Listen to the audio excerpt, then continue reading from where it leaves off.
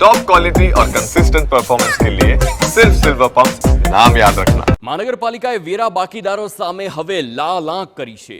નવસારીની આ ઘટના છે જ્યાં તંત્ર હરકતમાં આવ્યું અને મનપા દ્વારા કડકાઈપૂર્વક વેરા વસૂલાતની કાર્યવાહી કરવામાં આવી રહી છે। તંત્ર દ્વારા વર્ષોથી ટેક્સ ભર્યો નથી એવા જે લોકો સામે ડ્રેનેજ અને નળ કનેક્શન કાપવાની શરૂઆત કરવામાં આવી છે। શહેરમાં 200 કરોડથી વધુના કામો ચાલી રહ્યા છે, ત્યારે વેરા સ્વરૂપે આવતી આવક ઊભી કરવી જોઈએ તે જરૂરી બની જાય છે।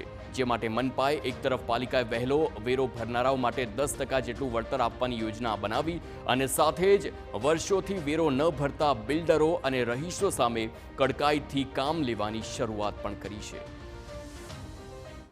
નવસારી વોર્ડ નંબર 3માં 15 જેવા એપાર્ટમેન્ટમાં નોટિસ બજાવવામાં આવી છે। તેને 7 લાખ રૂપિયા જેટલો વેરો એમનો બાકી છે। જો એ નહીં ભરવામાં આવે તો નવસારી મહાનગરપાલિકા દ્વારા કડક કાર્યવાહી કરવામાં આવશે।